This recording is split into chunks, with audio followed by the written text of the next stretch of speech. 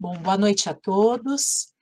Hoje damos início a mais uma aula aberta do ciclo de debates de blocos econômicos regionais.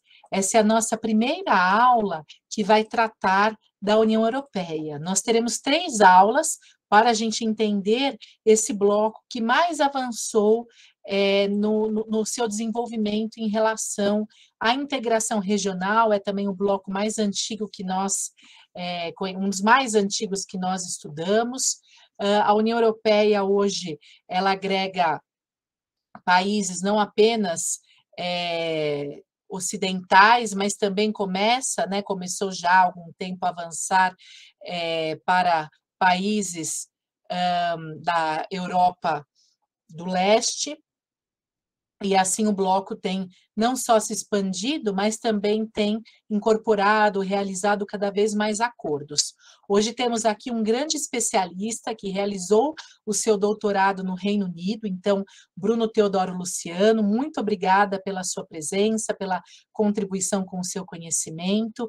O Bruno, ele é bacharel em Relações Internacionais pela UNB, ele também realizou mestrado em Relações Internacionais na Universidade de Brasília, ele foi pesquisador no Centro de Estudos Europeus da FGV e também pesquisador visitante do GIGA, além de ser pesquisador da Universidade de Joanesburgo. Recentemente ele concluiu o seu doutorado já, 2 anos na Universidade de Birmingham, no Reino Unido, e atualmente ele realiza o seu pós-doutorado no programa de pós-graduação em Relações Internacionais Santiago Dantas. Ele tem vários estudos, não apenas sobre integração europeia, mas também ele tem muitos estudos sobre integração da América Latina, América do Sul e também África. Ele é um grande especialista em regionalismo e ele trará nessa aula de hoje justamente a discussão sobre os acordos econômicos regionais da União Europeia. Bruno, muito obrigada pela sua participação, pela sua presença. Não é a primeira vez que o Bruno participa do nosso curso, ele esteve também conosco em 2019, de maneira presencial, tratando justamente do Brexit, da saída do Reino Unido da União Europeia, e hoje ele vai trazer toda essa bagagem aqui novamente para nós. Muito obrigada. Agora é com você.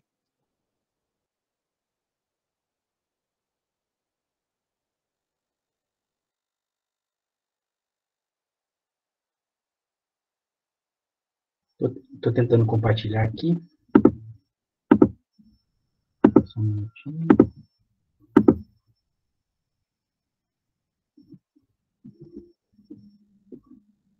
Bom, enquanto vai carregando os slides, eu queria primeiramente dar boa noite a todo mundo, agradecer mais uma vez a Regiane a gentil convite, também a gentil introdução, fico muito contente de participar da disciplina e também de ver tanta gente interessada nos temas de blocos econômicos regionais, né?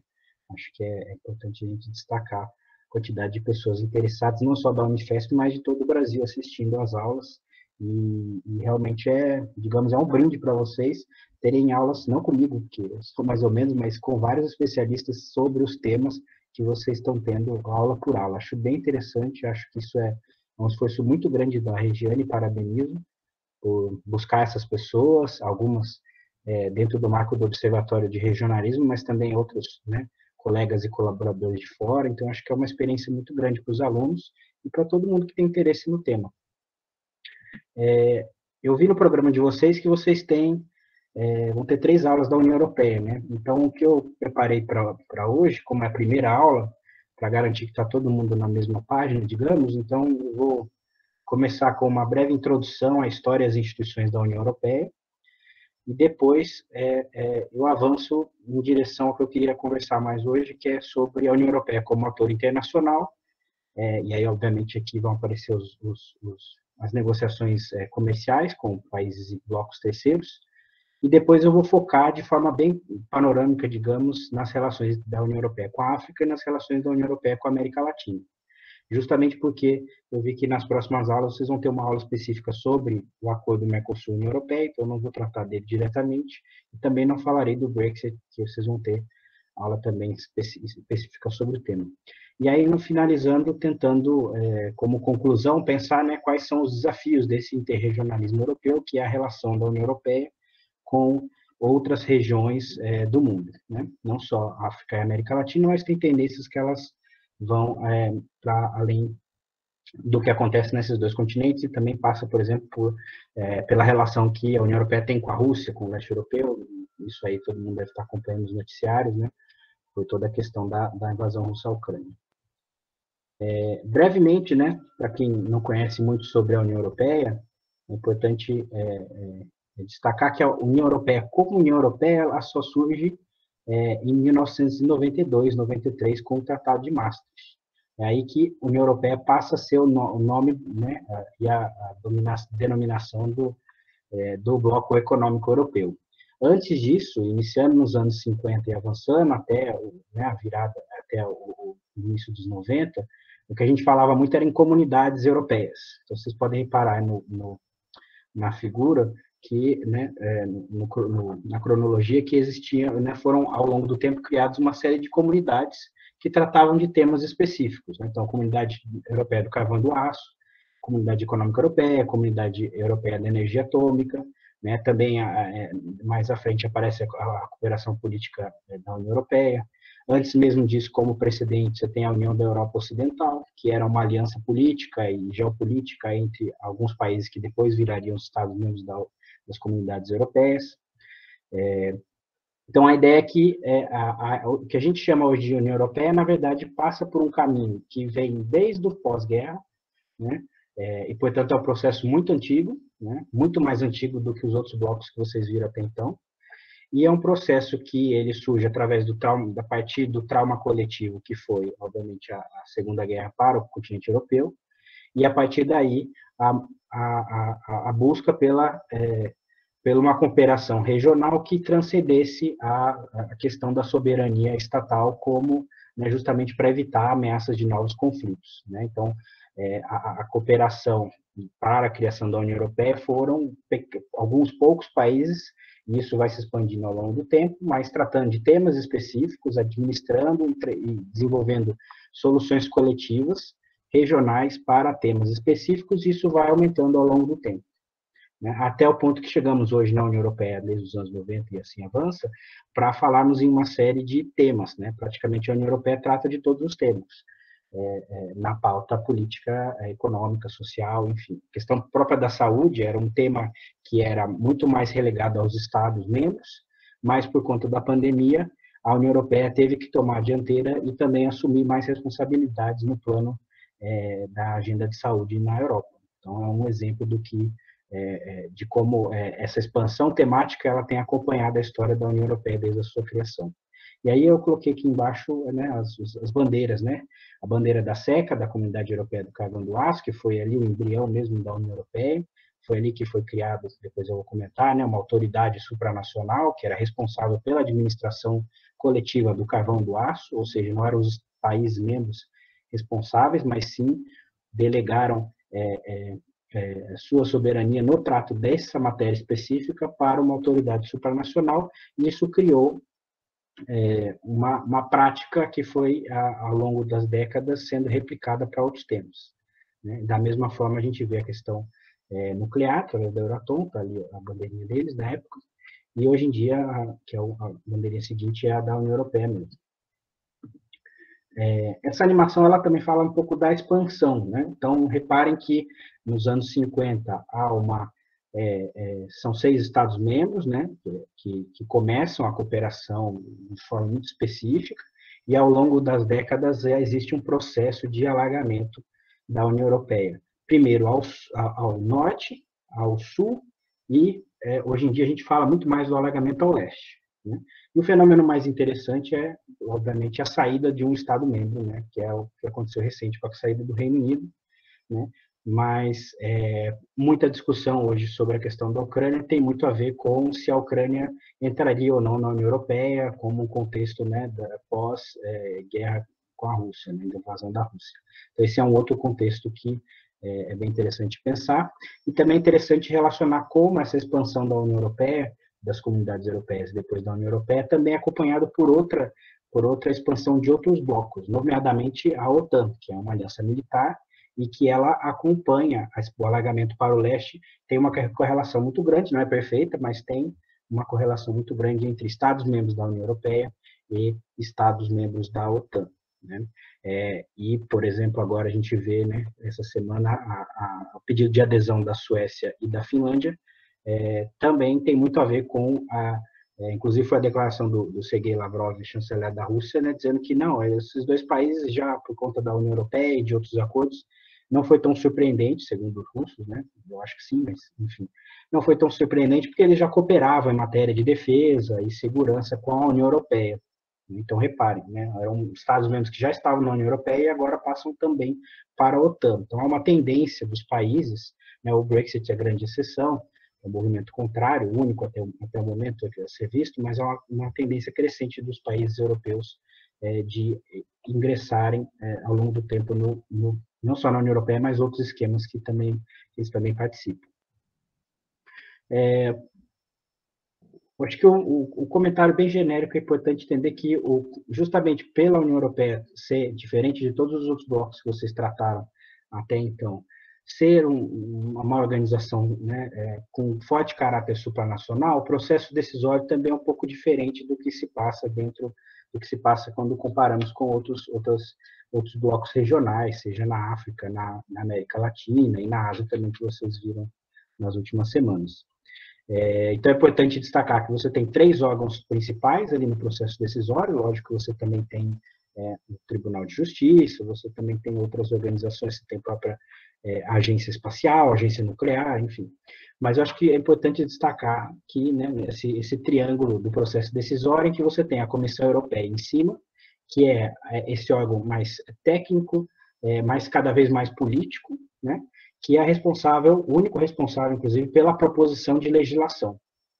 Né? Então, é tanto responsável por guardar os tratados e fazer com que as leis, as normas europeias sejam cumpridas pelos Estados, mas também é o responsável no processo legislativo por propor a legislação. E aí propõe para quem? Propõe para 2 instâncias. O Parlamento Europeu, que é composto por representantes diretamente eleitos pelos cidadãos europeus, né? E aí a proporcionalidade, o critério de representatividade segue uma proporcionalidade, digamos, atenuada, em que você tem países como Itália, França, Alemanha com uma bancada parlamentar bem grande, enquanto você tem países como Luxemburgo, Malta, que tem uma bancada parlamentar bem reduzida. E, do outro lado, você tem o Conselho da União Europeia, que é onde se reúnem os representantes dos Estados-membros. Então, o processo legislativo inicia-se quando a Comissão Europeia apresenta uma proposta, tanto para o Parlamento quanto para o Conselho, e aí os 2 órgãos têm que aprovar as decisões tomadas, as decisões propostas pela Comissão Europeia. Eles podem emendar, é muito parecido com o que a gente vê, por exemplo, nas negociações do Congresso Nacional com o Executivo brasileiro. E o que tem acontecido com muita frequência hoje em dia é um diálogo direto entre o Parlamento Europeu e o Conselho para chegarem o mais rápido possível numa posição concertada. E aí, quando os dois órgãos aceitam a proposta da maneira que está, seja com emendas ou seja inteiramente do jeito que foi enviada pela comissão, a gente tem a aprovação, enfim, da norma europeia. É interessante pensar que os temas, ao longo do tempo, também se ampliaram bastante. Então, esse triângulo ele não é perfeito no sentido de que o Parlamento e o Conselho, embora cada vez mais o Parlamento tenha o mesmo peso com relação à aprovação das normas quanto ao Conselho, não era assim no começo. No começo, o Parlamento era um órgão consultivo, só o Conselho tinha que aprovar ou rejeitar as propostas da Comissão. Hoje em dia, o que a gente tem é o Parlamento Europeu cada vez mais poderoso e adotando legislações em conjunto com o Conselho. Então, tem na prática também com poder de veto, se a maioria do Parlamento assim quiser. Não funciona em 100% das matérias. Não. Oi, pois não. Isso que é engraçado. Bruno, vou te fazer uma pergunta. Pode ser? Pode. Eu queria saber, aproveitar que você está falando das instituições, que você comentasse sobre o quanto elas tangenciam a supranacionalidade ou se mantêm intergovernamentais, que esse é um tema sempre bastante importante que a gente discute quando estuda os blocos. Obrigada. Não, excelente pergunta, Regiane. É importante entender que, do ponto de vista da supranacionalidade, tanto a Comissão Europeia quanto o Parlamento Europeu são, por essência, órgãos supranacionais. O que acontece é que, ou seja, tem um nível de competência superior naqueles temas que eles são responsáveis. E aí o que eu estava comentando é que, no início, o Parlamento Europeu, embora tivesse autonomia para se organizar, se posicionar, estruturar a sua agenda, não tinha poderes, ou tantos poderes, quanto os Estados-membros que estavam representados no Conselho da União Europeia. Então, o que acontecia era que o Parlamento Europeu simplesmente emitia opiniões, mas quem decidia na prática era o órgão intergovernamental, que era o Conselho da União Europeia. O que a gente vê ao longo do tempo, cada tratado europeu ele vai dando mais poderes para o Parlamento Europeu, e significa hoje que a balança mudou e o Parlamento Europeu, na prática, em mais de 90% das matérias, tem o mesmo poder do Conselho da União Europeia. Então, um órgão supranacional, que é o Parlamento, representa o povo europeu, os cidadãos europeus dos países da União Europeia, não os estados, né? Então, portanto, tem uma composição supranacional, enquanto o Conselho da União Europeia é um órgão intergovernamental, né, representado pelos estados individualmente. Então, determinadas matérias, o Parlamento e o Conselho têm pé de igualdade para decidir sobre a matéria. Em algumas poucas matérias, e aí o destaque mais importante são questões relacionadas à defesa e segurança, né, e política externa, são os temas em que o Conselho é que decide. Outro ponto interessante é pensar que o Conselho decide, dependendo da matéria, o Conselho, que é onde estão representados os Estados-membros, eles decidem ou por maioria qualificada ou por unanimidade. Então, nos temas mais sensíveis, que é segurança, defesa, política externa, o Conselho decide por unanimidade. Então, isso explica, por exemplo, como a União Europeia tem muita dificuldade em ter uma resposta muito mais digamos, incisiva com relação ao que está acontecendo na Ucrânia. Porque existem alguns estados que querem, por exemplo, trazer duras penas à Rússia, e outros estados são mais reticentes, porque tem muitos vínculos econômicos importantes com a Rússia, seja pela questão do gás, né? E também alguns estados têm políticas e dinâmicas internas que são parecidas com a Rússia também, que é o caso da Hungria. Então, a supranacionalidade ela importa no sentido de que os temas europeus, quando aprovados por todos esses órgãos, né, o direito da União Europeia, que é o direito comunitário, ele prima em relação aos direitos dos Estados-membros, ou seja, uma vez aprovado, as normas europeias devem ser incorporadas pelos Estados-membros. Por exemplo, um caso que a gente vê recentemente é a questão na Polônia e na Hungria, em que os países estão tomando medidas interferindo no judiciário, ou interferindo em questões de direitos humanos, ou reduzindo, por exemplo, o direito da imprensa, o direito da oposição política.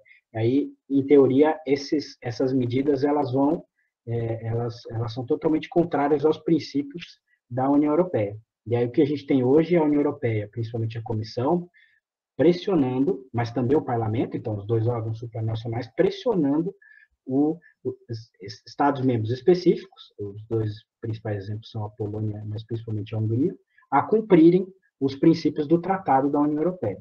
Então, a supranacionalidade ela aparece tanto no modus operandi de algumas instituições, como o Parlamento, como também o Tribunal, como a Comissão, mas também aparece no sentido jurídico de que as normas europeias, né, que passam por esse processo que eu apresentei para vocês, elas devem ser, uma vez internalizadas, elas devem ser cumpridas pelos Estados-membros. Então, o juiz nacional não pode simplesmente aprovar uma lei que vá de encontro ao que a União Europeia aprovou através desse jogo político de Bruxelas. Ficou claro, Regiane? Não sei se era por aí que você queria que cobrisse o tema. Maravilha, Bruno. Excelente explicação sobre as instituições. Então, agora, indo mais específico para o tema geral que eu trouxe hoje, né, eu queria, é um tema, inclusive, muito pouco explorado na Europa, né, quando eu estudei no Reino Unido, depois no ano seguinte eu trabalhei como professor na Universidade de Warwick e eu dava aulas no mestrado justamente sobre Europa no mundo, né? Então a matéria toda discutia vários temas da agenda internacional e a reflexão principal era pensar em que medida a União Europeia é um ator internacional. Como eu já comentei através da explicação sobre o processo legislativo e as instituições, né? A União Europeia ela tem características supranacionais, mas também tem características intergovernamentais, que é o caso ali do Conselho, né? Então, ela não é um superestado, né? Como, né, os Estados Unidos, que é uma junção de estados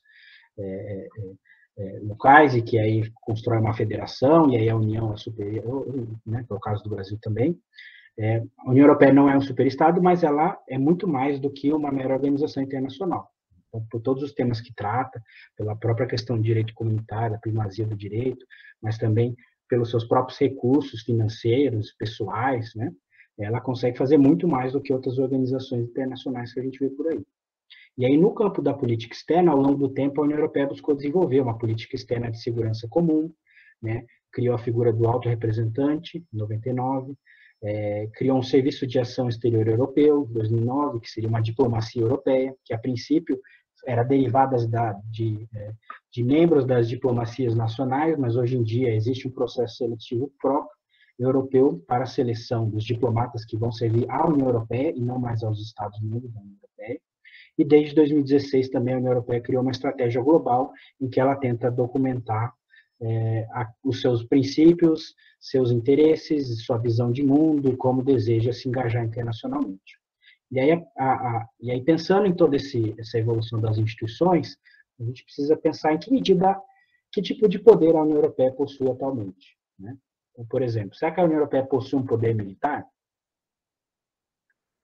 Será que ela possui poder civil, um poder econômico, né? Ou seja, né, o tamanho da sua economia, o peso da sua economia importa dentro das agendas econômicas, financeiras globais? Existe uma outra literatura que discute se a União Europeia, na verdade, não tem um poder de mercado, ou seja, o tamanho do seu mercado permite com que a União Europeia pressione outras regiões ou outros países a adotarem, ou até organizações internacionais, penso o caso da OMC, a adotarem ou se aproximarem das regulamentações adotadas dentro da União Europeia.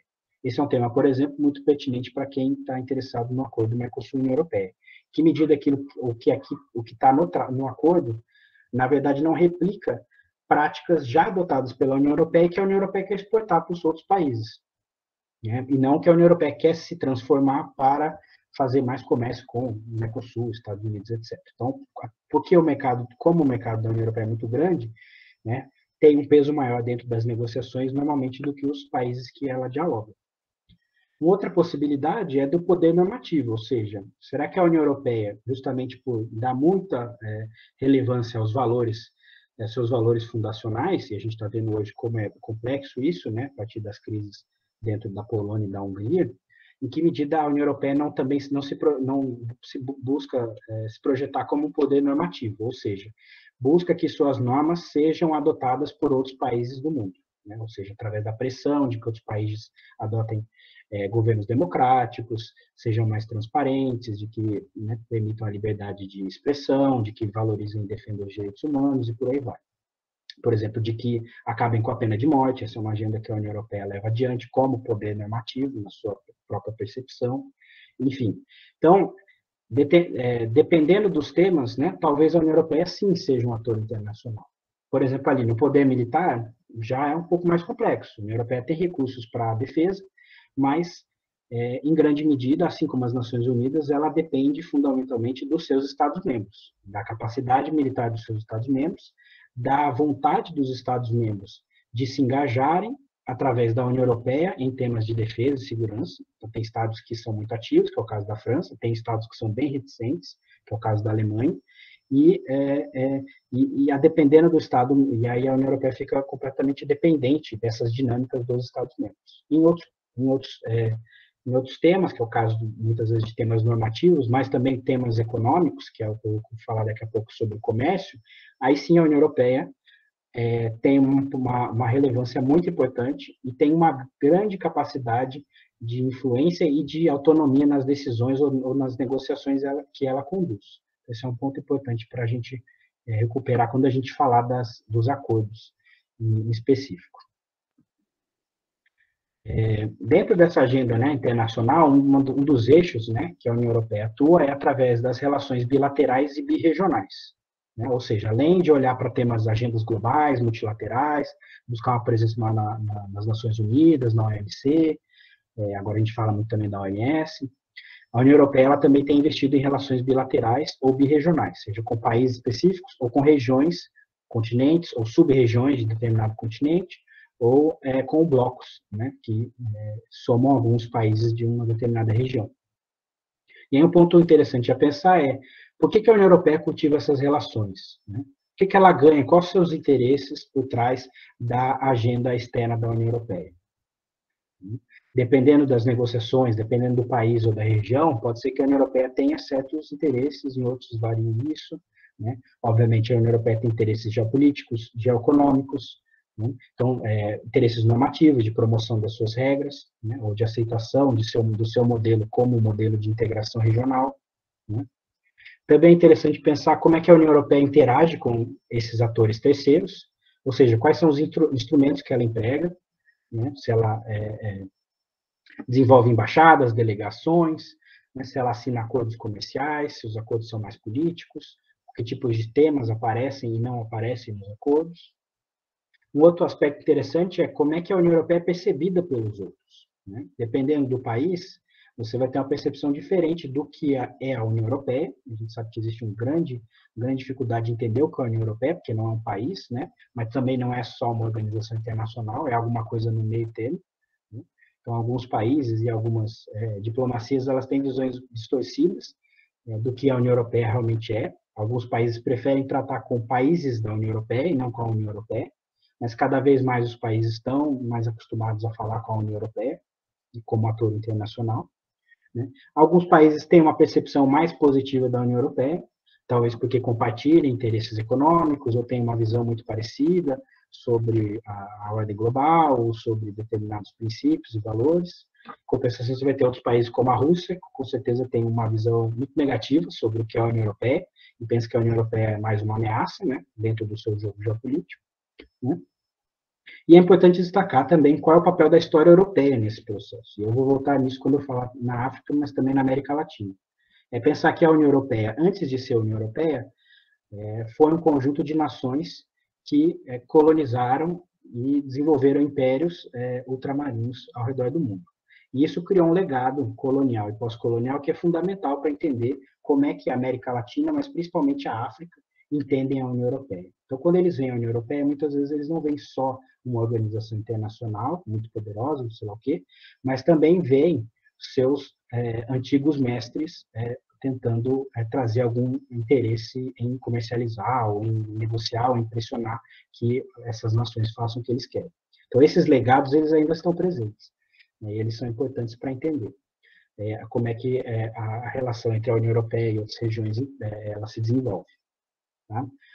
Obviamente, a União Europeia é um conjunto de atores, Estados-membros, mas também de sociedades que têm suas particularidades, suas diferenças culturais e tudo mais. Então, todas essas conjunturas domésticas, tanto na União Europeia, nos seus Estados-membros, quanto nas regiões da Europa, importam e impactam as decisões que a União Europeia toma no plano internacional. Então, se a União Europeia assina um acordo com o Mercosul, se alguns países são muito reticentes por questões ambientais que não são cumpridas no Brasil, ou porque tem medo de uma abertura comercial muito grande para a América do Sul, que é um mercado muito competitivo em termos de agricultura e pecuária. Então, aí talvez alguns Estados-membros sejam contrários a algumas decisões ou algumas práticas adotadas pela União Europeia. E, por outro lado, os atores também, né, são afetados os atores com quem a União Europeia se relaciona também são afetados pelas relações, pelas suas próprias mudanças políticas. Tá? Então, em governos democráticos, a mudança de governo ela tende também a mudar um pouco, a depender do partido político, a depender do interesse dos chefes de Estado, o jeito ou o tom da relação que esse país terceiro tem com a União Europeia. Então, isso também importa. Peguem o caso do Brasil, por exemplo, em que a gente tem, né, o governo atual tem posições de política externa muito diferentes dos governos anteriores. Então, isso impacta e gerou mudanças no jeito que a União Europeia começou a enxergar o Brasil nos últimos anos. E essa identidade internacional, a imagem internacional da União Europeia também importa quando ela se relaciona com os outros. Então, se os países percebem de uma forma muito positiva a União Europeia, né, o tom do relacionamento toma uma direção. Se eles veem a União Europeia como uma ameaça, né, ou como uma forma mais negativa, aí eles vão, né, isso também vai impactar a relação que eles vão estabelecer com a União Europeia. Em termos dos instrumentos, né, eu vou tratar de dois. Esse aqui eu não vou falar tanto, que é um instrumento mais político, e depois eu vou avançar, de fato, nas negociações comerciais, que é o tema central da aula. Né? Mas eu queria mencionar que é um instrumento relativamente recente, que a União Europeia desenvolveu, né, desde os anos 2000, que é a ideia de parcerias estratégicas. Então, a União Europeia identificou no sistema internacional atores chaves com que sejam países, ou seja, regiões, ou seja, organizações internacionais, que a União Europeia considera essenciais para o relacionamento que ela quer desenvolver no plano internacional. Então, tem alguns que são, em teoria, atores tradicionais, ou seja, né, já eram potências ou grandes, ou países com uma grande capacidade econômica, militar, enfim, antes dos anos 2000, e aí as parcerias estabelecidas foram com os Estados Unidos, com a Rússia, e aí com a Rússia é interessante porque desde a invasão da Crimeia, né, a Rússia deixou, a União Europeia tirou o título da Rússia de seu parceiro estratégico, como uma medida diplomática para dizer que era contrária ao que a primeira invasão da Rússia à Ucrânia, né, que quando anexou a Crimeia e também invadiu ali Donetsk e Luhansk, e outros países também, como Japão, Canadá e Coreia do Sul, que são pensados como países tradicionais próximos da União Europeia. E também naquele contexto de 2000, né, hoje já está um pouco apagado, porque o Brasil não anda muito bem, né, mas havia uma relevância muito grande na ideia dos BRICS. Né? Então, aí a ideia da União Europeia foi justamente de incluir países dos BRICS que ela não tinha relacionamento tão estreito como novos parceiros estratégicos. Daí aparece uma parceria estratégica da China, Índia, depois Brasil, depois África do Sul, e inclusive o México, que não é um país dos BRICS, obviamente, mas também aparece como um parceiro estratégico para a União Europeia. A União Europeia também fez o mesmo com regiões, e aí eu destaco o caso da América Latina e Caribe, que tem também uma parceria estratégica com a União Europeia, nessa ideia de que a União Europeia também tem interesse não só em engajar com países, como também com regiões, justamente porque a União Europeia representa uma região do globo, né? E também tem uma parceria com o Mediterrâneo e o Oriente Médio. E, por fim, como a União Europeia tem características de organizações internacionais, também pensou que era uma ideia interessante desenvolver parcerias estratégicas com a ONU, com a OTAN e com a União Africana, que eu vou tratar daqui a pouco. Mas é interessante pensar que, né, a União Europeia, por ser esse ator, né, em alguma medida sui generis, porque tem características já de um país, mas também de uma organização internacional, né, ela tenta criar uma agenda que consiga abarcar todas essas dinâmicas, sejam dinâmicas nacionais, regionais, internacionais. Alguma dúvida quanto a esse slide? Antes de eu entrar na parte mais de comércio? Não? Beleza. Bom, então, sobre a política comercial da União Europeia. Aqui é importante destacar que a União Europeia tem várias agendas internacionais, mas, sem dúvida, a agenda de comércio é a dimensão externa mais estabelecida e institucionalizada da União Europeia. Então, o comércio é onde a União Europeia tem muito peso, e é onde, historicamente, sempre teve peso. Né? É bem diferente, por exemplo, de temas mais normativos, que tomaram força nas últimas décadas, e também de temas de segurança, temas militares, em que, né, a União Europeia não tem fôlego suficiente. Então, na verdade, importam muito mais as posições de França, de Alemanha, de Itália, do que a posição da União Europeia nessas questões. Mas, quando a gente fala em comércio, a União Europeia é o maior ator comercial do mundo. Né? Como bloco, né, a União Europeia, com todos os seus países, ela é o maior mercado e ela é o maior importador e o maior exportador do mundo. Isso, por si só, garante que qualquer negociação comercial que a União Europeia estabeleça, ela sempre vai ser o bloco de maior peso. Né? Seja até negociações com a China, seja negociações com os Estados Unidos. e também, obviamente, com qualquer outro país do mundo. Isso importa no processo negociador, o peso que o país tem, as suas capacidades e as suas potencialidades, isso importa na hora da negociação. Uma outra característica muito favorável à União Europeia na sua política comercial é que, diferentemente de outros temas que eu mencionei, como de política externa, de segurança e defesa, que são temas que precisam da unanimidade e da liderança dos Estados-membros, né, o processo decisório, quando a gente fala em comércio, ele é totalmente centralizado na Comissão Europeia. E a Comissão Europeia tem uma diretoria-geral só de comércio. É uma diretoria muito tradicional, que tem muitos recursos. E aí, através dessa diretoria, a União Europeia e do seu comissário de comércio, desculpa, a União Europeia, ela é a negociadora-chave dentro das negociações comerciais, né? Então, se vocês viram em algum momento alguma foto das negociações do Mercosul com a União Europeia, ou de alguma reunião, vocês sempre vão ver uma foto em que tem um europeu, que é um representante da Comissão Europeia, e 4 países representando o Mercosul, que são diplomatas ou ministros, enfim, de cada um dos 4 países do Mercosul que fazem parte da negociação. Então, a União Europeia vem com um negociador e o Mercosul vem com 4. Né? Vai pensar que mas mais negociadores causam mais, dá mais peso dentro da negociação? Não, pelo contrário, porque um negociador consegue ter uma posição muito mais coesa e incisiva, enquanto 4 que precisam da unanimidade de todos, precisam negociar e aquilo causa uma confusão, uma coesão menor.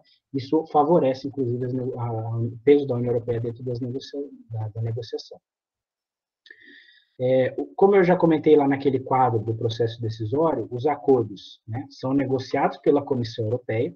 Uma vez negociados, eles são apresentados para apreciação e ratificação do Conselho da União Europeia, que são os países membros, mas também do Parlamento Europeu, que eu comentei, né? A parte de comércio, hoje em dia, desde o Tratado de Lisboa, o Parlamento Europeu tem que consentir com os acordos comerciais negociados pela União Europeia. Antes não era o caso, mas desde Lisboa, sim. E também, alguns parlamentos nacionais e subnacionais também têm voz nessa negociação. Tá? Então, isso é interessante, porque, dependendo do tema tratado no acordo, são temas que têm que passar pelos parlamentos nacionais. Da mesma forma, dependendo do tema, alguns países, pelo seu próprio sistema político, eles também exigem que acordos comerciais passem por parlamentos regionais ou subnacionais, que é o caso da Bélgica, em que na Bélgica não só o parlamento belga tem que aprovar o acordo, mas também regiões subnacionais da Bélgica, né, como Flandres, como Valônia, tem que aprovar o acordo também. Ou seja, uma região bem pequena, com pouca gente, tem um poder de veto na prática de um acordo que pode unir as duas economias mundiais super relevantes. Tá? Então, essa dinâmica é fundamental, por exemplo, no acordo do Mercosul. Esse processo vai passar por aí. E aí já tem parlamentos na Europa, nacionais e subnacionais, que já são completamente opostos ao acordo do Mercosul e União Europeia por causa das questões ambientais do Brasil. Então, reparem, na prática, o acordo já está paralisado. E retomando a ideia de que, né, a política comercial, ela reforça essa ideia da União Europeia como potência civil ou potência econômica, né, ou seja, não militar, né, seu peso maior é através da economia, do seu peso comercial, mas também de mercado, que é a ideia do market power, que é justamente isso. Através dos acordos que a União Europeia negocia, a União Europeia consegue exportar seus próprios regulamentos, seja com relação à propriedade intelectual, seja com relação a compras governamentais, princípios agora muito falados sobre legislação trabalhista, legislação sociolaboral, legislação sobre desenvolvimento sustentável, legislação ambiental, portanto. Então, tudo isso, né, normalmente o que a União Europeia faz é exporta certas decisões ou certas regras que ela já adota dentro do bloco, para que outros blocos também adotem essas mesmas práticas, né? Como se fossem boas práticas que poderiam ser exportadas e utilizadas ao redor do mundo. Em termos dos instrumentos comerciais, né, que inclusive é os títulos da aula de hoje, né, eu destacaria aqui, desculpa, a imagem está em inglês, é porque eu não achei uma melhor em português. Mas você tem basicamente 4 tipos de acordos comerciais em vigência, ou acordos que a União Europeia desenvolveu. né? O primeiro são o que a gente chama de acordos de primeira geração, que eram acordos negociados antes de 2006, e eram acordos que tinham muito foco sobre a eliminação de tarifas, né? E também você tem vários exemplos aí das negociações com Noruega, Suíça, países mediterrâneos, os acordos de México e Chile negociados anteriormente, agora eles estão sendo renovados, justamente para atualizar e incluir temas que fogem da área tarifária, né? Mas também a União Aduaneira com a Turquia, acordos também com países que a União Europeia já tem intenção de, no futuro, aceitar como seus Estados-membros, que são, no caso dos países dos Balcãs. Você também tem acordos de segunda geração, que são acordos que incluem a questão tarifária, mas esses são os acordos que a União Europeia tem recentemente negociado, mas estendem a agenda da negociação para novas áreas, que aí inclui questões de competitividade, propriedade intelectual, de cooperação aduaneira, de questões de serviços, temas de desenvolvimento sustentável, também alguns acordos têm questões relacionadas a direitos humanos, normas laborais, né? Então, por exemplo, alguns exemplos estão ali de acordos que foram recentemente negociados pela União Europeia e que já têm incorporado essas normas. O acordo do Mercosul com a União Europeia, quando ele foi inicialmente negociado ali no contexto da ALCA, né, então foi ali no final dos 90, início dos 2000, ele era um acordo, o mandato do acordo era um acordo de primeira geração, só focava em tarifas. O que aconteceu? Bom, o mundo mudou, então outros temas hoje participam da pauta das negociações comerciais. Então o acordo hoje do Mercosul com a União Europeia, que está aí nesse stand-by, ele já inclui artigos sobre serviços, sobre compras governamentais, propriedade intelectual, desenvolvimento sustentável, sobre compromissos ambientais, né, porque ele já é um acordo de segunda geração. Ele já foi incorporando, né, embora o mandato seja defasado, mas ele foi incorporando esses novos temas, porque não fazia mais sentido não negociar esses temas nos dias de hoje.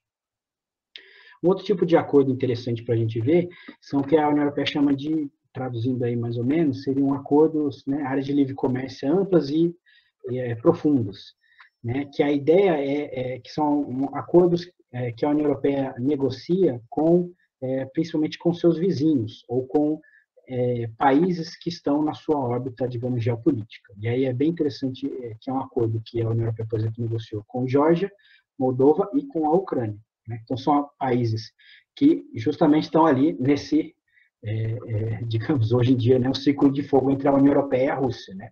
E são países que nos últimos anos, né, tiveram que lidar com essa situação e tentar, né, às vezes agradar o Putin, às vezes agradar a União Europeia e às vezes tomar uma posição mais radical, que é o que aconteceu agora com a Ucrânia, de pender para um lado só e acabar sofrendo as consequências pelo outro lado. Então esses acordos eles tendem a inclui também outras áreas que vão além do comércio, né? Por exemplo, normalmente tem questões de migratória. Uma dimensão importante desse acordo é que se o acordo é avançado, eles podem incluir cláusulas que permitem a livre circulação, por exemplo, de ucranianos na União Europeia. Então, esse é um tema muito importante para esses países, né, que tem a sua população que migra muitas vezes para os outros países da União Europeia, e esse acordo ele atende né, na sua fase avançada, tal, não necessariamente em todos tem, mas a expectativa de que ele atenda também essa agenda. E tem os acordos, né, os acordos das parcerias econômicas, né, que esses são acordos que eles, eu vou comentar com mais profundidade daqui a pouco, mas são acordos que a União Europeia ela negocia com países da África, do Caribe e do Pacífico. E normalmente são as suas ex-colônias, tá? As suas ex-colônias recentes, né? E normalmente esse acordo ele tem não só uma dimensão econômica, mas ele também tem uma dimensão de desenvolvimento muito importante, tá? Então, preferências comerciais por questões da assimetria do desenvolvimento desses países, muitos são ilhas, né? Então, esse é um pouco esse tipo de modalidade. Só para dar um exemplo, né? Hoje em dia, a União Europeia é o país, é o bloco, no caso, que tem o maior número de acordos comerciais no mundo. Tá? A União Europeia tem 46 acordos comerciais com mais de 70 países. Depois da União Europeia, você tem o Reino Unido, né, que agora sai da União Europeia, que tem uns 30 acordos em vigor. Depois você tem outros países, como Noruega, Suíça, outros europeus que não são da União Europeia. mas você tem, depois os Estados Unidos tem acho que 12, 14 acordos comerciais. E o Chile também tem por aí. O Chile, na verdade, acho que tem mais que os Estados Unidos. Então, repare que a União Europeia, de longe, tem mais acordos comerciais do que os países que mais têm acordos comerciais no mundo. Então, mostrando como a União Europeia é uma potência em termos de negociação comercial. Se isso é bom ou não para os outros países é outra história, mas eu só quero mostrar para vocês um pouco quais os instrumentos que a União Europeia tem desenvolvido nos últimos anos.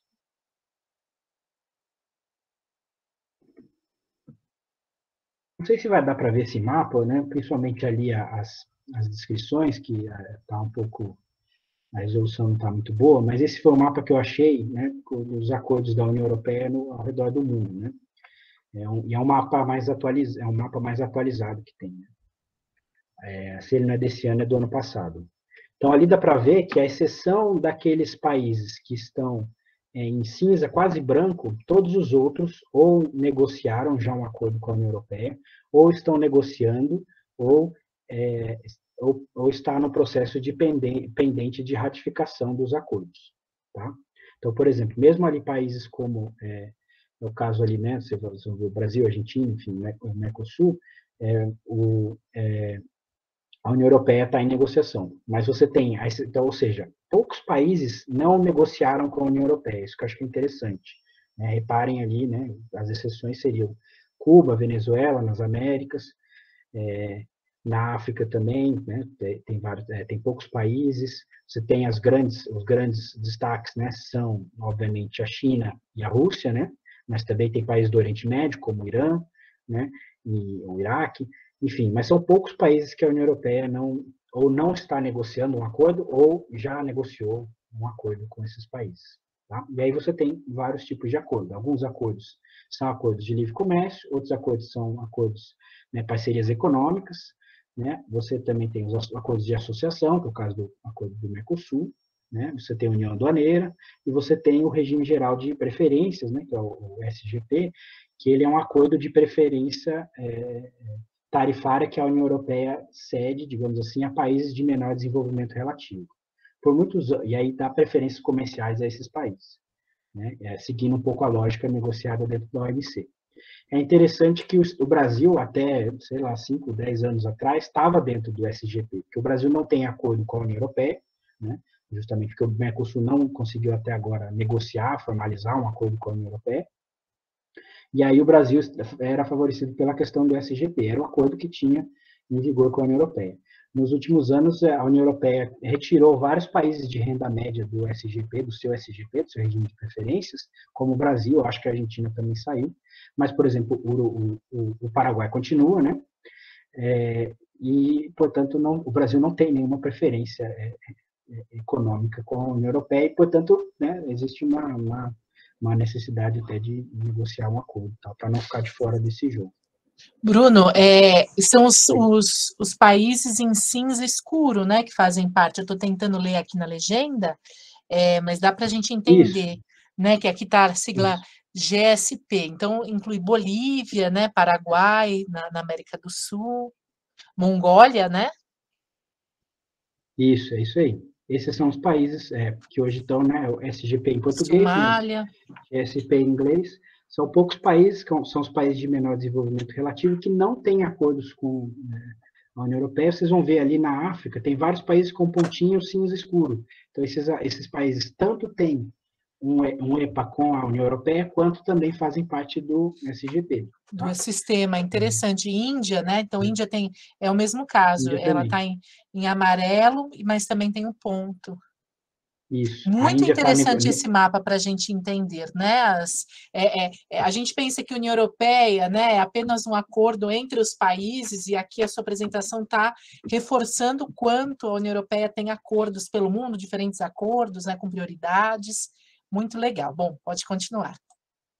Não, tranquilo. Inclusive, eu não vou entrar nesse detalhe, mas embaixo ali, né, vocês vão ver que tem as negociações do Reino Unido. Lembra que eu comentei que o Reino Unido saiu da União Europeia, então algumas negociações que ele manteve com a União Europeia continuam, e outros ele está renegociando. Então ali vocês podem ver também que tem um quadrinho abaixo que fala só sobre negociações do Reino Unido, né? O de cima é a União Europeia.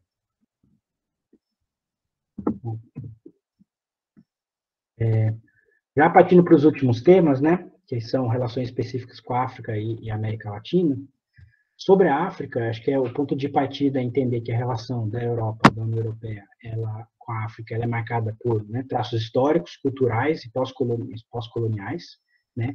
Isso, por exemplo, que é um pouco o argumento de um dos textos que eu sugeri, e também de um artigo que eu escrevi, é de que, ao longo do tempo, né, a relação da União Europeia com atores africanos, ela tem sido, e a percepção dos atores africanos com respeito à União Europeia, tem passado pela existência de percepções simultâneas dos atores africanos com relação à União Europeia.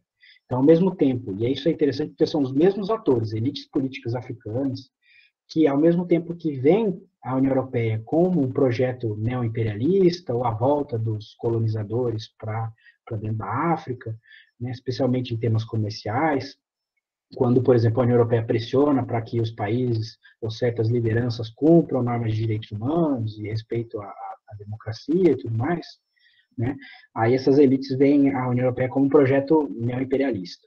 Né. Ao mesmo tempo, essas mesmas elites, em vários momentos, identificam a União Europeia como um modelo de integração regional que eles devem perseguir dentro do seu próprio continente, ou seja, que as próprias elites africanas buscam emular o projeto de integração da União Europeia dentro de casa, seja através da União Africana ou de outras comunidades econômicas regionais na África. Da África Ocidental, África Austral, África Central, todas elas têm também mecanismos regionais, alguns mais desenvolvidos que outros, mas em grande parte eles têm forte também inspiração no modelo da União Europeia. Desde os anos 60 e 70, e reparem, isso é por causa do processo de descolonização da África, a comunidade europeia estabeleceu acordos com os países chamados da ACP, né, África, Caribe e Pacífico, os acordos de Lomé e de Cotonou. Esses acordos, basicamente, são acordos preferenciais, como eu estava comentando anteriormente, e eles têm grande foco na questão da ajuda ao desenvolvimento. Tá? Então, é um acordo reconhecidamente assimétrico, em que a União Europeia, entendendo o nível de desenvolvimento relativo, o baixo nível de desenvolvimento relativo desses países, a União Europeia oferece uma maior facilidade e preferências comerciais com esses países. Qual é o problema desses acordos? Que, ao mesmo tempo que a União Europeia facilita o comércio com esses países, e dá mais preferência para eles do que dá a outros países, justamente por causa da questão de ajuda ao desenvolvimento, também a União Europeia, ao fazer isso, ela cria uma série de vínculos de dependência desses países, muitos são ilhas, no Pacífico, no Índico, com a relação à União Europeia. Tá? Então, por isso também que alguns atores africanos veem a União Europeia como um projeto neoimperialista. Então, antigamente era uma colonização formal, que você tinha o colonizador dentro de casa, mandando você fazer as coisas, e agora, através dos acordos comerciais, como esses acordos, a União Europeia consegue com que os atores locais africanos acabem cedendo e aceitando os acordos negociados, ou tendo que cumpri-los, né? Acho que é o ponto central é esse. E ao longo do tempo, dentro desses acordos, que aí é onde a grande sacada e de onde vem a grande crítica, elementos de condicionalidade foram incorporados, principalmente da mudança do acordo de Lomé para o acordo de Cotonou, que já é um acordo que é do começo dos anos 2000. E aí foram onde a União Europeia começou na negociação para estender os acordos preferenciais que tinham com esses países, incluir condicionalidade com relação ao cumprimento de princípios de boa governança, direitos humanos e democracia. E para muitos africanos isso foi considerado muito crítico, porque isso mostrava que a União Europeia estava aproveitando negociações comerciais para também influir nos sistemas políticos das lideranças locais. Obviamente, do ponto de vista da União Europeia, como um poder normativo, em que quer que outros países sigam os princípios que ela defende, então a União Europeia viu isso como uma oportunidade para fazer, ou para influenciar a transformação de certas nações africanas que não seguem esse tipo de princípio. Tá? Mais recentemente, com algumas regiões, a União Europeia criou uma nova estratégia, que são os EPAs. Daqui a pouco eu volto neles ali no mapa. Mas ali foi o momento que a União Europeia entendeu que as nações africanas começaram a se organizar em blocos econômicos sub-regionais, né? E a União Europeia buscou aproveitar essa oportunidade para negociar com esses grupos acordos de comércio. Tá? Então, da mesma forma que a União Europeia tenta fazer com o Mercosul, como fez com a comunidade andina, a União Europeia também tenta fazer, vou mostrar ali para vocês o mapa de volta, tenta fazer acordos de parcerias econômicas com algumas regiões da África, né? Nomeadamente a África Central, que está ali em verdezinho meio claro, né? A África Austral, que está em azul, né? E ali em amarelo claro, né? Que é a África Ocidental. Tá? E ali vocês vão ver que tem alguns acordos que já estão em vigor, que é o caso dos acordos principalmente com os países da África Austral e da África Oriental. Os acordos com os países da África Central estão ainda em processo de negociação, e os acordos com a África Ocidental estão ainda pendendo a ratificação. E aí o grande empecilho aqui é a Nigéria, que a Nigéria é um país que é a principal economia da África Ocidental, mas é um país ainda muito reticente em assinar esse acordo, tá? Que tem uma visão mais crítica com relação ao acordo e tem um peso político que permite ela segurar o acordo. Então, vários países da região, se não todos, já assinaram, mas a Nigéria não assinou. E aí, como o acordo foi com o bloco da África Ocidental, né, só quando a Nigéria aprovar, e outros países que faltam aprovar, é que o acordo entra em vigor. Então, é muito parecido com o que pode acontecer com o acordo do Mercosul, se o acordo for adiante, né? Por mais que o acordo seja aprovado na Europa, também vai ter que ser aprovado nos 4 países ali do Mercosul. Então, se o Brasil, o Paraguai e o Uruguai aprovarem e a Argentina não aceitar o acordo, não quiser ratificar, o acordo na prática não entra em vigor.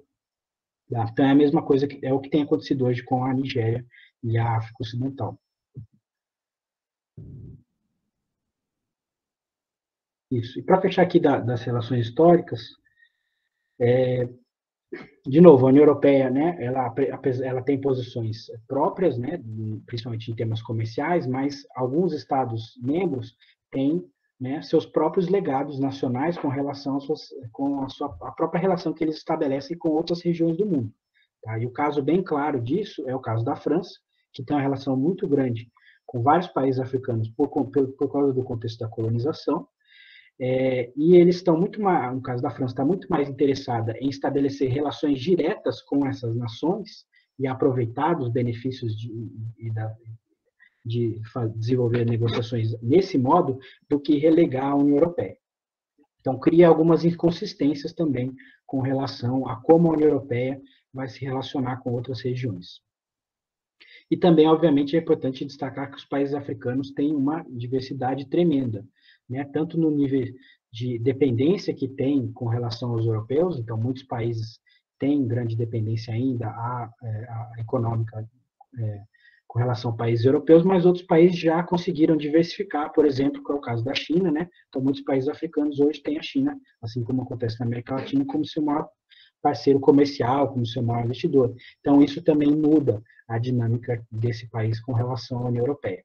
E também, obviamente, os países africanos têm seus próprios interesses, visões de mundo, que não necessariamente acompanham os valores e os interesses da União Europeia. Isso, obviamente, dificulta a relação entre os dois lados. Mais recentemente, com a criação da União Africana, em 2001, a União Europeia buscou aprofundar relações interregionais e intercontinentais com a África. Então, a União Europeia, justamente porque a União Africana foi criada emulando certas características ou princípios da União Europeia, não todos, é importante destacar, mas isso fez com que a União Europeia olhasse com bons olhos a União Africana e pensasse em tentar desenvolver uma relação intercontinental entre organizações que têm princípios e formatos parecidos. Tá? Então, desde então, a União Europeia começou a pensar na África como um todo, e não só como países específicos ou blocos subregionais, né? E tem dado bastante atenção a temas de segurança e defesa, no caso do lado europeu, enquanto os africanos normalmente estão mais interessados em falar sobre temas econômicos, comerciais. Né? Em 2005, a União Europeia lançou uma estratégia para a África, mas uma grande crítica naquele momento foi que tanto o documento quanto as iniciativas seguintes, elas tinham uma abordagem ainda muito eurocêntrica, e que não reconheciam que o relacionamento proposto pela União Europeia ainda era muito assimétrico, e ainda partia essencialmente de valores e de posições ou interpretações de mundos vindos da União Europeia sem dialogar de forma mais equilibrada com o lado africano. Em 2007, eles criaram uma nova estratégia, em que aí sim eles tentam, através dos documentos, enfim, você pode fazer a crítica de que várias coisas continuam ali, né, que é mais profundo que isso, mas esse documento tentou reforçar um pouco de que a relação proposta, ela deveria ou poderia ser mais simétrica entre os dois continentes. Mas é lógico, uma relação nunca é perfeitamente simétrica, né, e isso afeta o modo com que as relações interregionais elas se desenvolvem. E só o último ponto aqui na questão da África, acho que é importante destacar que a União Europeia ela tem apoiado várias organizações regionais africanas e, principalmente, mais recentemente, a União Africana e, por exemplo, o Parlamento Africano. Né? Ou seja, a União Europeia tem programas em que ela apoia o desenvolvimento desses órgãos regionais na África, como uma forma também de apoiar a própria réplica dos seus princípios e das suas instituições dentro do continente africano. Só para dar um exemplo, isso aqui é 2015, eu tentei achar um mais novo, porque eu estava muito interessado em saber qual era o peso da China, né? Mas ali vocês veem que em 2015, né, o peso da ajuda da cooperação oficial ao desenvolvimento da União Europeia para a África era 50% do total do que a África recebia. Né? E os Estados Unidos vem depois só com 24%, e a China nem aparece ali, né? Está dentro do resto do mundo. Eu imagino que hoje o peso deve ter mudado, né? O peso da China deve ter aumentado, mas com certeza a União Africana ainda deve ser, se não for maior, deve ser um grande doador africano. Isso também importa para a posição e para a percepção que a África tem da União Europeia. Para fechar esse ponto, a gente já vai para o último, não sei como é que a gente está de tempo, só apontar alguns desafios de forma bem rápida, dessa relação, dependência de investimentos e ajuda ao desenvolvimento da União Europeia, que é o que eu mostrei agora há pouco. Existe também um conflito normativo óbvio, em que você tem a União Europeia querendo projetar os seus valores para o mundo e, ao mesmo tempo, tentando se relacionar com uma África que ainda tem uma série de líderes autoritários. Né? A resposta africana nos últimos tempos tem tentado, né, tem um grande slogan que é soluções africanas para problemas africanos, e a ideia nessa proposta é de que a África fosse mais responsável e assumisse as responsabilidades e os custos, né, das responsabilidades dos temas e das questões do seu próprio continente. Uma grande crítica tem alguns autores que falam em regionalismo retórico, isso também pode ser aplicado até a mesma ideia para pensar a América Latina, mas na África é muito mais evidente, é que os líderes africanos organizam uma série de reuniões e negociam e assinam declarações muito ambiciosas sobre o futuro da África, sobre propostas de integração e tudo mais, mas a taxa de implementação dessas decisões ela é praticamente zero. Então, na prática, se fala muito, se faz pouco. Então, por isso, o regionalismo retórico. Não adianta você ter tratados que, no papel, são brilhantes, são super ambiciosos, alguns até muito mais ambiciosos do que alguns tratados europeus, mas, na prática, se esses tratados não são implementados, nada acontece. Né? E é um pouco o que acontece em várias situações no caso da África. Reforço de novo a ideia de que, para alguns, a União Europeia é um modelo, para outros, a União Europeia é um novo império, né? Então, esse é um dilema ainda na relação. A presença na África e a isenção de condicionalidades em muitos aspectos também vai afetar esse jogo, tem afetado já nos últimos anos. Desde a Primavera Árabe, da crise de imigração, a União Europeia percebeu que a África era um tema muito mais emergencial. Tá? Então, hoje em dia, a União Europeia dá muito mais atenção à África do que dava anos atrás, isso desde a Primavera Árabe, com todos os fluxos migratórios chegando ao continente, atravessando o Mediterrâneo. Né? E a nova abordagem da União Europeia foi tentar apoiar mais o desenvolvimento africano para reduzir, né, o crescimento da imigração para a União Europeia, para reduzir o terrorismo, enfim, reduzir, na verdade, problemas que a África, que saem da África em direção à União Europeia. Né? E que muitas vezes também são causados justamente pela assimetria e pela dependência econômica da África com relação à União Europeia. E alguns têm criticado se isso, né, tem uma imagem mais, tem uma abordagem mais paternalista com relação à África e tudo mais, se isso não seria uma nova forma de condescendência, enfim. Esse é um outro ponto que eu pensando. Alguma pergunta, comentário sobre as relações África, antes de passar para a América Latina? Bruno, boa noite. Sobre as relações históricas entre União Europeia e África? Como é tratado o tema de indenizações e devoluções de objetos devido, né, durante a colonização? Não, excelente pergunta, Antônio. A resposta rápida não é tratado. Né? A discussão ela não tem passado pela União Europeia, mas sim por nações europeias que foram impérios. Né? Então, essa é uma discussão que você vê bastante no caso do Reino Unido. Provavelmente vocês já devem ter visto várias críticas que o pessoal faz ao Museu Britânico, né? Que tem ali, né, coisas roubadas do mundo todo que foi colonizado pelos britânicos. É uma crítica que a França também sofre. E os países europeus têm tomado posições diferentes, né? Então, o Reino Unido não está querendo devolver, enquanto alguns outros países têm começado a devolver, por exemplo, objetos e tudo mais. Né? É o caso, por exemplo, se eu não me engano, foi a Alemanha que chegou a devolver alguns objetos para Namíbia ou para Gana também, ou Togo, não lembro. Mas teve também alguns casos. Então, essa discussão ela tem aparecido dentro da relação de países africanos com os seus ex-colonizadores. Mais alguma Nossa, é um debate extenso esse, né? O Sisto quer fazer uma pergunta. Sisto? Boa tarde, Bruno. Boa noite, Bruno. Boa noite. Boa noite. Eu queria lhe perguntar como a União Europeia percebe, como a União Europeia vê a influência da China na África, né? Porque a China está tendo muita influência agora, está fazendo comércios e muitas coisas, inversões lá na África. Então, como a União Europeia vê isso e essa relação ou essa influência da China na África pode afetar os interesses da União Europeia? Não, excelente pergunta, Sisto. Cada vez mais frequente nas declarações, eu vou comentar mais aqui do Joseph Borrell, que é o alto representante atual da União Europeia, declarações de que, demandas dele através dos discursos, de que a União Europeia tem que ter uma postura mais geopolítica e tem que começar a interpretar certos atores do sistema internacional, como a China e como a Rússia, cada vez mais óbvio, como concorrentes em determinadas questões.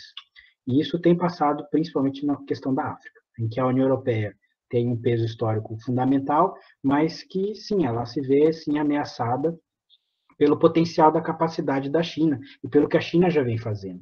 Então, reparem que interessante. E a Regiane também vai ter uma outra história sobre isso, né, sobre o parlamento latino-americano. Mas na África também, vários prédios da União Africana e de outras organizações regionais africanas, e muitas delas emularam a União Europeia nos seus tratados e no jeito que se organizam e tal, criam um parlamento, uma comissão, ou não sei o quê. Mas na prática o prédio foi construído com dinheiro chinês. Né? Então é interessante como a África e certas nações africanas que estão mais cientes dessa e tem mais margem de manobra, né? Reparem como, né?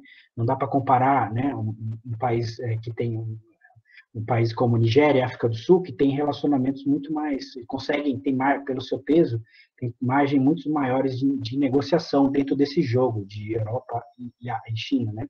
Mas então esses países eles têm jogado bem esse jogo, de aproveitar oportunidades em parceria dos dois lados e se beneficiar dessa competição que cada vez cresce mais, né? Sobre quem, né, vai ter mais presença dentro da África, se é a União Europeia, os europeus ou a China, né? O James gostaria de falar e depois eu posso ir lendo a pergunta. O Francisco pergunta: quais as dificuldades geradas para um acordo devido às diversas exigências da União Europeia, visto as diferenças culturais, valores, mentalidades? Agora eu queria passar para o James. Boa noite, professora. Boa noite, Bruno. Boa noite a todos e todas. Bruno, se sabe, né, que um dos principais elementos ideológicos do neocolonialismo era o que ficou conhecido como fardo do homem branco. Você vê de algum modo que esses princípios europeus, quando eles são vinculados acordos comerciais, de certo modo, tem alguma relação, representa alguma continuidade? Olha, eu não sei se de fato representam, mas existe sim uma percepção de certas elites africanas que veem sim que tem essa mesma interpretação que sua. Tá? Então, se vocês podem até encontrar, tem por exemplo, um político africano que tem ganhado muita força hoje em dia e que tem muita inspiração, tem muitos paralelos entre o jeito que ele se veste, se comporta e alguns discursos dele com Chaves, e em outros aspectos eu vejo também o Bolsonaro ali. Mas eu acho que é mais o Chaves, que é o Julius Malema na África do Sul. Se vocês tiverem a oportunidade de dar uma olhada no discurso dele, eu vi um discurso dele que eu fiz pesquisa de campo na África do Sul, né, sobre o parlamento pan-africano, e na época ele era parlamentar no parlamento africano, e ele é uma das grandes figuras hoje políticas da oposição ali, daí tem uma visão, né, mais contestatória com relação à presença de atores externos dentro da África e tudo mais. E aí o discurso dele é muito parecido com essa interpretação sua. Ele faz uma analogia dessa ideia de neoimperialismo europeu, né, e de como a União Europeia ela replica certas práticas, né, que era utilizado pelo homem branco na sua intervenção na África em décadas anteriores.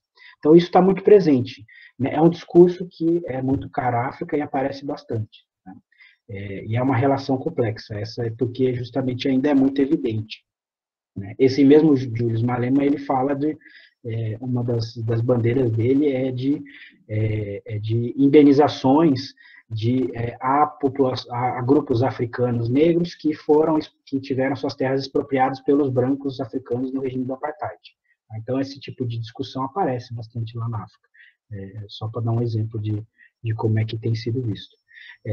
E ao mesmo tempo você tem elites africanas que vêm com olhos mais positivos, a questão da União Europeia e tal, né? Grupos que, por exemplo, que concordam com os princípios que a União Europeia traz, veem a negociação com a União Europeia como uma oportunidade para democratizar o seu próprio país. Tá? Vou dar um exemplo, por exemplo, tem vários grupos defensores de direitos humanos que eles têm uma dificuldade muito grande de negociar com os governos africanos, porque existe uma falta de transparência de como certos temas de direitos humanos são tratados por certos governos africanos. E aí eles se aproximam da União Europeia justamente para ter os recursos e para poder ter mais acesso às informações do que se passa nos seus próprios governos, tá? Principalmente nas negociações comerciais, né? Então, eles conseguem, com seus análogos europeus, ou seja, grupos de direitos humanos europeus, sindicatos da Europa, né, que têm acesso através da União Europeia à pauta negociadora, e eles conseguem com eles, não conseguem com o seu próprio país. Tá? Então, reparem como também tem esse tipo de questão. Então, alguns grupos vão se aproximar dessa ideia do novo império, de valores, né, neoimperiais e tal, e outros grupos vão ter bons olhos, né, vão ver isso como uma forma de pressionar pela democratização da África, enfim, nessa direção. Mas obrigado. O Francisco perguntou, eu só fiquei na dúvida da pergunta, Regiane, quando ele fala para um acordo, é um acordo União Europeia-África? Não entendi muito bem se ele está falando de algum acordo específico. Eu estou entendendo que seja isso, né, porque está nesse contexto da União Europeia-África. Tá. No caso, não entendi muito bem, mas não é possível ter um acordo União Europeia-África hoje em dia, porque no que diz respeito a normas econômico-comerciais, a África está dividida entre os blocos econômicos subregionais. Então, o que a União Europeia fez foi negociação com os blocos subregionais, que é o caso da ECOWAS, SADC, enfim. Existe, como alguns talvez saibam, né, existe a proposta que eles estão tentando implementar de uma área de livre comércio continental africana. A partir daí, se isso avança, pode ser que a União Africana, através desse acordo, né, se implementado, lembra do regionalismo retórico, né, então talvez alguns países entusiastas vão aprovar rapidamente, internalizar rapidamente, enquanto outros vão demorar para implementar, né, mas se implementado, talvez possa se pensar no futuro, num acordo União Europeia-União Africana. Mas hoje não é uma realidade, assim como também não é possível um acordo comercial entre a União Europeia e a América Latina, né, e sim com blocos regionais dentro da América Latina, como é o caso do Mercosul. né? Mas se você estiver falando de acordos específicos, aí sim, eu acho que essas exigências elas têm impactado. Tá? E o caso da Nigéria, esse impacto ele é bem grande. E aí tem a ver com valores culturais, tudo mais, mentalidade, sim, mas tem muito mais a ver com interesses econômicos da Nigéria. A Nigéria tem algum setor industrial que tem muito medo de aceitar um acordo com a União Europeia. A posição muito próxima, inclusive, da Argentina. No caso da União Europeia e Mercosul. Então, a Nigéria, né, como é um país que tem alguma indústria, né, tem esse receio de internalizar, ratificar o acordo e de que sua indústria simplesmente suma. Enquanto os outros países da região são países muito mais voltados para commodities, né, principalmente exportação de petróleo, derivados do petróleo e tal. Então, aí é outra lógica. Então, para eles, eles veem de uma forma mais benéfica o acordo, né. Então, acho que tem muito a ver com a questão de país para país e, com certeza, choques de valores, mas também choques de interesses econômicos. Tá?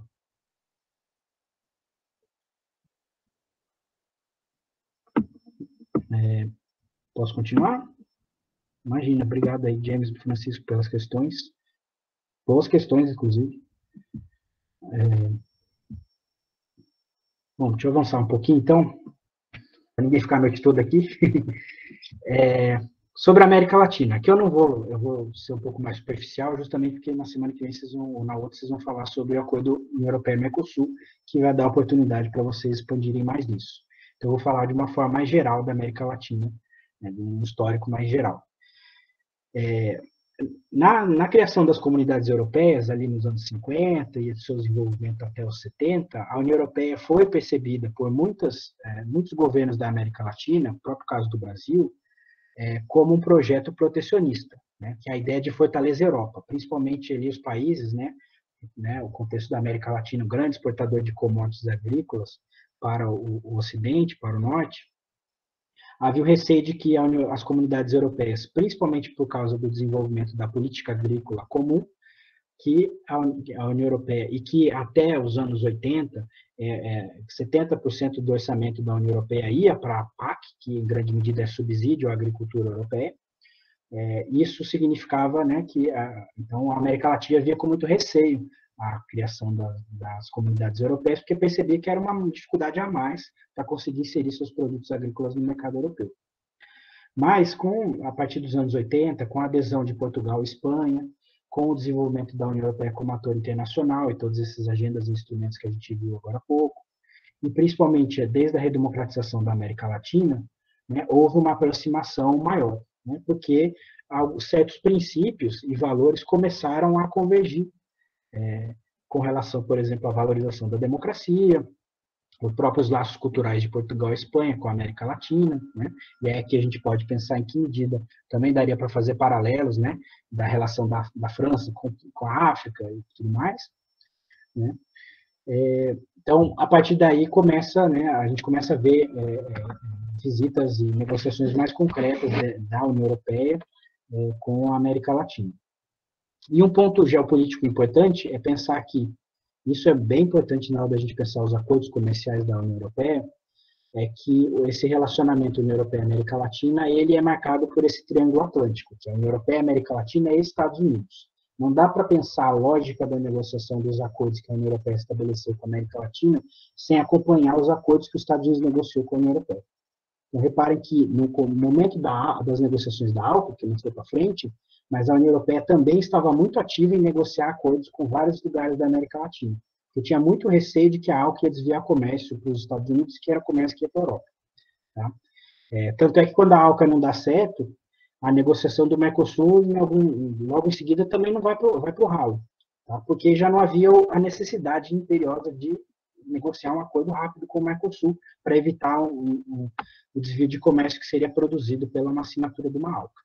Conforme os Estados Unidos, então, abandonam a ALCA e começam a negociar acordos com a Colômbia, né, primeiro com a comunidade andina, depois unilaterais com a Colômbia, com o Peru, com a América Central, né, a própria criação do NAFTA, então todos esses acordos, eles são acompanhados por acordos que a União Europeia negocia com esses mesmos países, justamente para também liberalizar o mercado e não ficar atrás dos Estados Unidos nessa, digamos, corrida comercial. Então, esse é um ponto interessante para observar como é que os acordos eles vão se desdobrando. E um ponto importante que eu comentei no caso da África, que também aparece aqui, é o papel do interregionalismo como instrumento para a União Europeia. Então, conforme a região vai se redemocratizando, depois dos 90 começam a aparecer vários blocos regionais, ou blocos antigos como o Pacto Andino se revitalizam, com a criação da comunidade andina, a União Europeia tenta buscar se aproximar desses blocos com objetivos normativos, né, apoiar os princípios que esses blocos e esses países começam a defender, no caso da democracia, direitos humanos, o apoio à integração regional como um princípio a ser buscado pelos países, né, que é compartilhado entre a União Europeia e Mercosul, e comunidade andina, enfim. E também a valorização do multilateralismo. Então, são objetivos normativos, mas, obviamente, você também tem os interesses econômicos que eu estava comentando. Então, interesse, né, em abertura comercial e também em investir na região.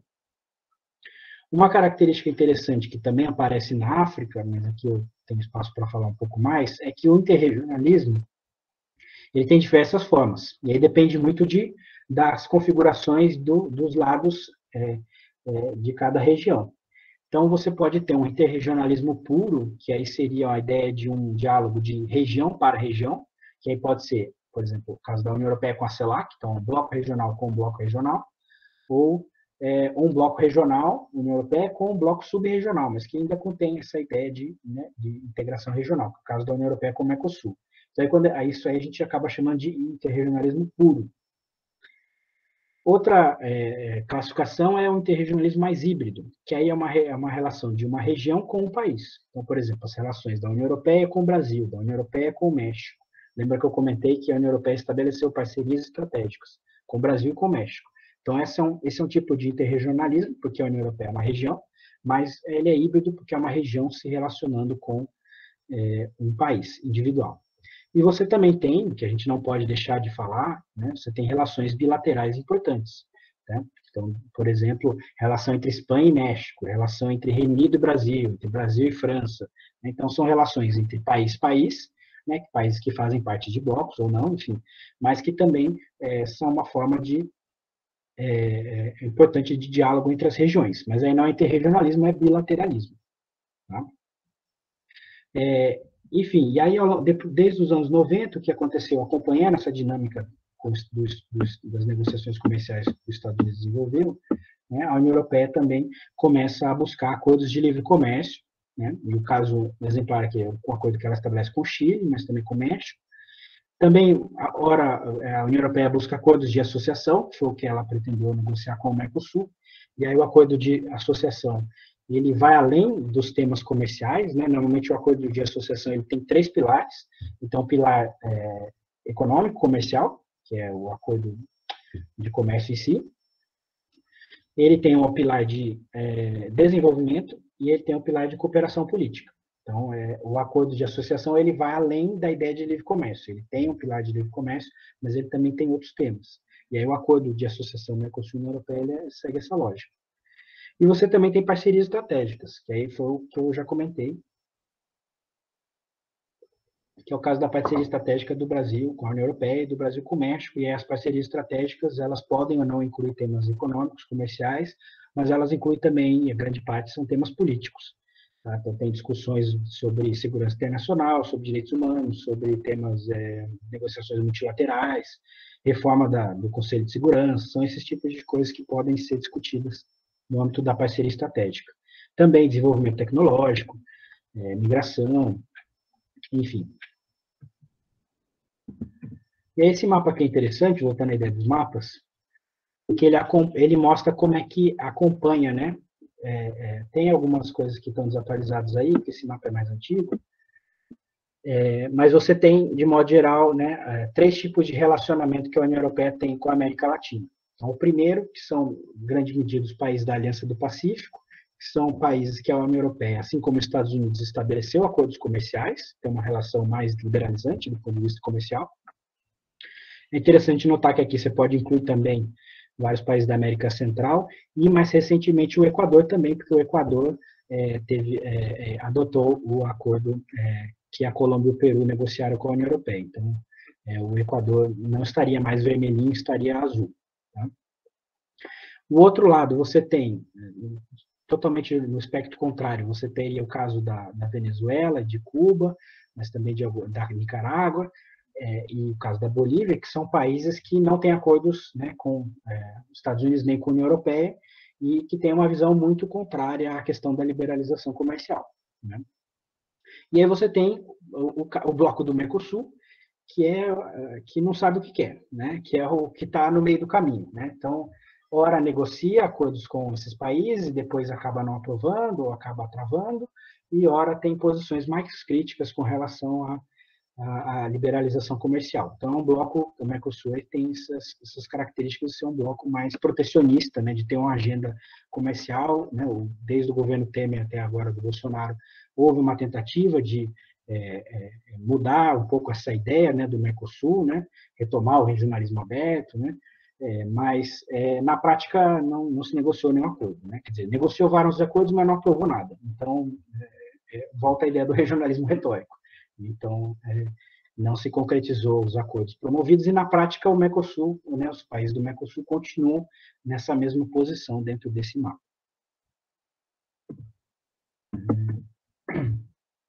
E aí, alguns desafios, já para finalizar, né, essa relação da União Europeia com a América Latina, ela tem que ser pensada hoje em dia não só com relação à competição com os Estados Unidos, que já é histórica, mas cada vez mais com relação à China, que se tornou o maior parceiro comercial de quase todos os países da região, né? As relações de União Europeia e América Latina são, sem dúvidas, assimétricas, né? E se baseiam bastante na questão da agricultura, né? Então, forte dependência, né, na pauta exportadora da América Latina dos produtos agrícolas, e, por outro lado, forte protecionismo europeu de países como França, como Irlanda, como Polônia, que são extremamente reticentes de negociar, por exemplo, um acordo com o Mercosul, né? E alguns autores mais críticos até falam de imperialismo soft, né, que a ideia de assinar acordos ali favoreceria, né, ampliar ou aprofundar a dependência, né, da pauta comercial União Europeia, América Latina, em cima das commodities, né? Então, tem vários paralelos aí com a teoria da dependência, inclusive. Mais recentemente, ganhou muita força, né, os entraves sobre questões ambientais e direitos humanos no lado latino-americano, particularmente o Brasil, né? Então, isso tem afetado não só a posição da União Europeia com relação à negociação do Mercosul, mas também de países individuais da União Europeia que são cada vez mais reticentes em aceitar o acordo, por exemplo, Mercosul-União Europeia, né, você tem declarações do Macron, teve da Merkel, e vários países sendo contrários à assinatura do acordo. Também tem alguns paradoxos interessantes para a gente pensar, né, que a União Europeia tem como princípio, um dos seus princípios, apoiar o desenvolvimento da integração regional no mundo. Mas, se você olha um pouco com mais detalhes algumas práticas da União Europeia, tem algumas inconsistências. Por exemplo, em alguns momentos, a União Europeia privilegia relações individuais. E aí a gente pode pensar qual é o impacto disso para a relação interregional. Então, por exemplo, quando a União Europeia assinou uma parceria estratégica com o Brasil, será que ela não negligenciou os outros países do Mercosul? Ou qual é o impacto dessa assinatura da parceria estratégica em rivalidades entre os países do Mercosul? Pense, por exemplo, no caso da Argentina. A Argentina tentou, assim como o México, correr atrás de uma parceria com a União Europeia e não conseguiu. Então, o Brasil tem, a Argentina não tem. Em que medida esse tipo de inconsistência da União Europeia não cria rivalidades que cria, inclusive, fragmentação dentro do Mercosul como um bloco? Né? Porque certas coisas o Brasil pode negociar com a União Europeia e não precisa levar os outros 4 países. A exceção é o comércio e tudo mais por causa do acordo do Mercosul. Mas em que medida isso também não impacta negativamente o Mercosul? Outro ponto mais profundo, na mesma lógica, é de que, em alguns momentos, e aí o caso essencial é o caso União Europeia-Comunidade Andina, a União Europeia, percebendo que havia um grande racha na comunidade andina, vocês já devem ter falado sobre isso, porque vocês estudaram a comunidade andina, estudaram a Aliança do Pacífico, a JUL e tal, houve um grande racha em que, de 4 países, 2 países eram bolivarianos, 2 países eram liberais, e aí isso significou que 2 países saíram correndo atrás de acordos comerciais, enquanto outros eram completamente contrários. E aí o que a União Europeia faz? Ao invés de apoiar a assinatura de um acordo com o bloco, ela aceita a realidade, de uma forma pragmática, deixa a integração regional da comunidade andina de lado e vai lá e assina um acordo, acordos que ela chama de acordo multiparte, que é um meio termo ali, mas na prática são acordos individuais, com Colômbia, com Peru, e agora o Equador aderiu ao acordo. Então, ela, na prática, inclusive, ajuda a comunidade andina a se fragmentar, justamente porque negocia individualmente com os países, ao invés de privilegiar o bloco. Tem duas relações complicadas, eu não vou entrar muito nisso, que não vai ter tempo, mas só para mencionar o caso de Cuba e Venezuela, né? Venezuela é o caso mais gritante. Cuba, a União Europeia tem até um acordo de cooperação, né? A União Europeia, na cabeça deles, eles acham que eles podem ser a ponte entre, né, a questão de Cuba e o embargo norte-americano e tudo mais. E a Venezuela, a União Europeia tem uma posição cada vez mais dura com relação à Venezuela, e no seu momento tentou, junto com o Uruguai, mediar uma negociação do Maduro com a oposição, mas isso aparece na mesma época que o Trump assume uma posição radical, apoia o Guaidó e tal, e então não foi para frente. E aí hoje o que a gente tem, depois com a pandemia e tudo mais, simplesmente o tema da Venezuela some da agenda regional e internacional, né, porque existem outras preocupações, como a Ucrânia, como a pandemia, e, na prática, a Venezuela continua a sofrer, né, passando por uma situação econômica, política e humanitária muito grave. Né? E tanto a região quanto atores externos não têm feito muita coisa a respeito. Outros desafios, não vou avançar nisso, mas só para mencionar, né, a União Europeia-Brasil com o Bolsonaro e a União Europeia-México com o López Obrador são desafios para a União Europeia, justamente porque há conflitos entre certos valores que esses presidentes têm, que não são os mesmos da União Europeia. A grande questão, se a integração europeia deve ser replicada na América Latina, né? Essa é a grande questão. Cada vez eu sou mais crítico em relação a essa possibilidade de réplica e precisa ser repensado e tudo mais.